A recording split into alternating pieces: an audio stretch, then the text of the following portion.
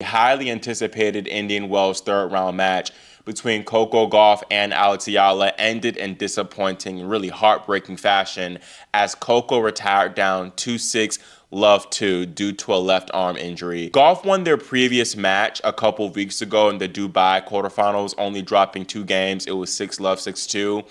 This match, of course, was very different. Coco didn't hold serve one time in the match. She had 4 game points at 2-1, and she had a 40-love lead at 2-3, but couldn't get over the finish line due to double faults or just errant forehands. Gauff, who finished the match with 7 double faults, noticeably went for a lot more on her second serve in this match, hitting it with an average speed of 98 miles per hour at one point. The match ended. Coco Gauff walked to the net, retired from the game, and exchanged a few quiet words with Alex Eala. Nobody in that stadium heard what was said, but Gauff just told the world exactly what happened at that net, and it says more about both of these players than any scoreline ever could. Now that you know what Eala said to Gauff at the net, and everything Gauff said about her afterward, does this change how you see their rivalry going forward? Drop your thoughts in the comments right now. Let's get straight into it. That'll probably do it, yeah.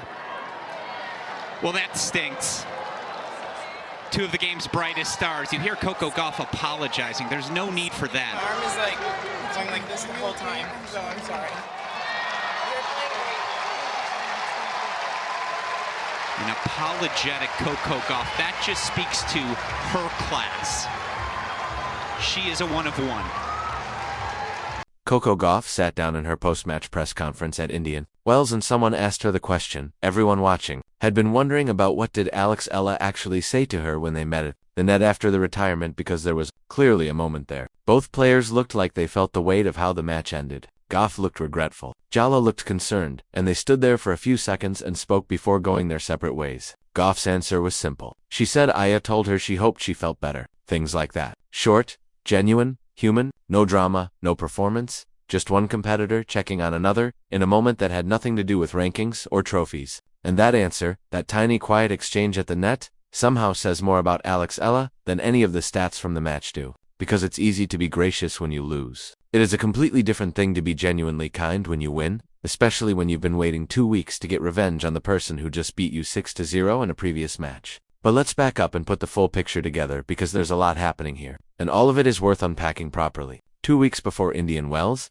these same 2 players faced each other at the Dubai Tennis Championships. Gauff beat Eala 6-2-0, 6-2-2. That scoreline is not a close match. That is a shutout. That is the kind of result that gets circulated on social media with comments about how big the gap still is between Eala and the top players in the world. And look, those comments weren't entirely wrong in that moment. Gauff was the better player that day. She was dominant. She controlled every aspect of the match, and Eala simply could not find a way in. So when the draw at Indian Wells put them together again, most people expected a similar story. Same players, same result. That's usually how it works when the gap in quality is that wide. But IA apparently had different plans. She came back to Indian Wells with a completely different approach. In her own post-match interview, she talked about taking the learnings from Dubai and music, doing things differently, being more aggressive, keeping her focus sharper, playing with more intensity in her legs, in her movement, in how she controlled the tempo of rallies. And it worked immediately. From the very first set, Gauff looked like she was facing a different opponent entirely. The stats tell the story clearly. Eala made 68% of her first serves. She won 59% of points on that first serve. She created 6 breakpoint opportunities and converted 5 of them against the world, number 4 against a 2-time Grand Slam champion. Those numbers are not lucky. Those are the numbers of a player who came in with a game plan, executed it, and made her opponent uncomfortable from the very first game. Gauff, meanwhile, was managing something physically from early in the first set. She called the trainer during the match and received treatment on her left shoulder and arm.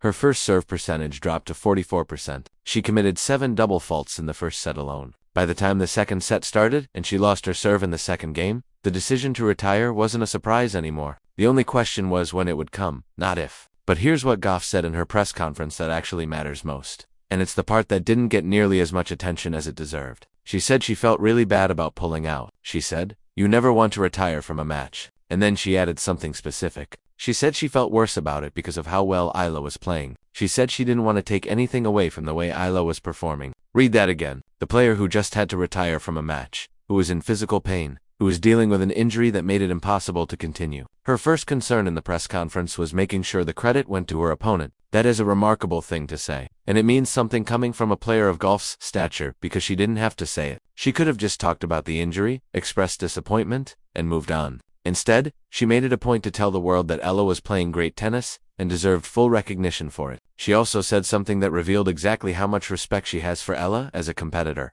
She said she would rather have finished the match and lost 6-0 than retire. Think about what that means for a second. The world number 4, a Grand Slam champion, would have preferred to take a complete beating on Stadium 1 at Indian Wells than walk off and leave the match unfinished. That's competitive pride, and the fact that she framed it in terms of not wanting to shortchange Yellow's performance makes it even more significant. And then, almost as an aside, she added, "I think she's going to have a great tournament." Coming from Coco Gauff, that's not a throwaway line. That's a prediction from someone who just spent the better part of an hour on the same court as Ella and saw firsthand what she's capable of when everything is clicking. When the world number 4 says she thinks you're going to have a great tournament, the tennis world pays attention to that. Now, let's talk about the broader context of this rivalry and why it has become one of the most interesting storylines on the women's tour right now. The head-to-head is now 1-1. 2 matches, 2 completely different music results. In Dubai, Gauff was the superior player from start to finish. In Indian Wells, before the retirement, Yellow was so dominant that the match looked like it was heading toward an even more lopsided final score than Dubai.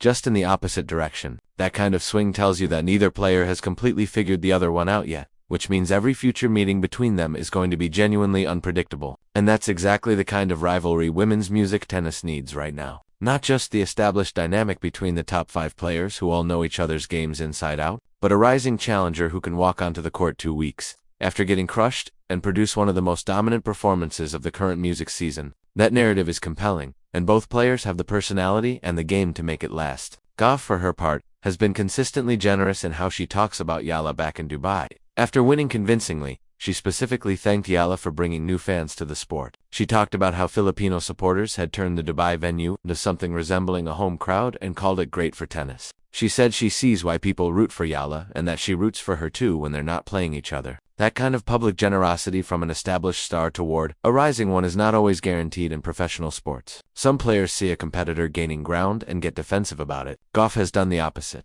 She has used her own platform to amplify Eala's impact on the sport. And given that Gauff has a massive following and a major voice in tennis conversations globally, that support has real value for how Eala is perceived by fans who might not have been following her closely yet. From Eala's side, the respect is equally genuine. In her press conference after the Indian Wells match, she talked about Gauff being a great player who will always give you a hard time. She talked about not being able to control how well your opponent plays and focusing only on what she could control herself. She didn't celebrate the retirement. She didn't use it as an opportunity to make a bigger moment out of the win than it was. She acknowledged the circumstances, expressed genuine concern for Gauff's health, and focused on her own performance as the takeaway from the match. And what a performance it was, injury or not. You don't go 6-2 and break someone's serve 5 times by accident. You don't maintain a 68% first serve percentage against a top 5 player by getting lucky. The foundation of that win was real. The execution was real. And Gauff made sure to say so publicly, which closes the loop on any narrative that tries to diminish what Eala did on that court. The round of 16 match against Linda Noskova is next. Noskova is powerful,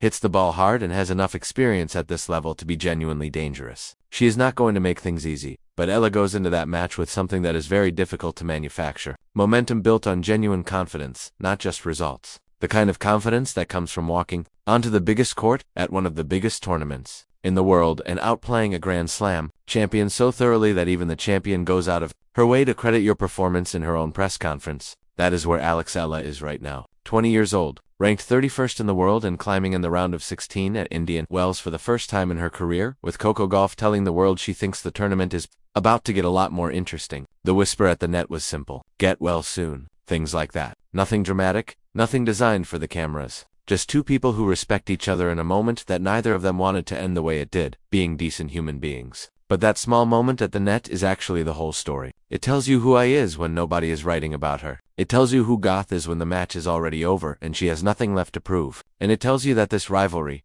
however it plays out over the next few years, is going to be worth watching closely because the tennis is great, but the people playing it are even better. Coco Gauff didn't just reveal what Eala said at the net, she told the world exactly how she sees this rivalry.